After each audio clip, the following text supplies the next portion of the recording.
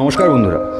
আচ্ছা, সিমসন কার্টুনের ব্যাপারে আপনারা মোটামুটি সবাই জানেন, আর ওটাকে নিয়ে অনেক কনস্পিরেসি থিওরিও আছে। আর যারা সিমসনস কার্টুনের ব্যাপারে জানেন না তাদেরকে আমি জানিয়ে দিই যে সিমসনস এমন একটা কার্টুন যেটাতে যাই দেখানো হতো সেটা ভবিষ্যতে গিয়ে বাস্তব জীবনে ঘটতো। মানে সিমসনস এমন একটা কার্টুন ছিল যেটাতে ভবিষ্যৎ দেখানো হতো। যেমন 9/11-এর আমেরিকায় অ্যাট্যাক, এলিজাবেথের মরার দিন, এটাও সিমসনস কার্টুনে আগেই দেখিয়ে দিয়েছিল। আর এখানেই শেষ না, ডোনাল্ড ট্রাম্পের ব্যাপারেও পুরোপুরি দেখিয়ে দিয়েছিল সিমসনস কার্টুনে আগের থেকেই। এরকম সব কিছুই পারফেক্টলি ভবিষ্যৎই করেছিল সিমসনস কার্টুন আগের থেকেই। কিন্তু এখন একটা ক্লিপ খুব তাড়াতাড়ি ভাইরাল হচ্ছে সিমসনস কার্টুন থেকে, যে অন্য একটা প্ল্যানেট থেকে ইউএফও এসে সোজা ধাক্কা মারছে আমেরিকার হোয়াইট হাউসে গিয়ে। আর ওইখানে একটা ক্যান্ডিডেট ইউএসএর প্রেসিডেন্ট হওয়ার জন্য স্পিচ দিচ্ছিল, আর পরে গিয়ে জানা যায় ওই ক্যান্ডিডেটটাই অন্য একটা প্ল্যানেটের এলিয়েন। আপনারা এই ক্লিপটা দেখুন, তাহলেই বুঝতে পারবেন।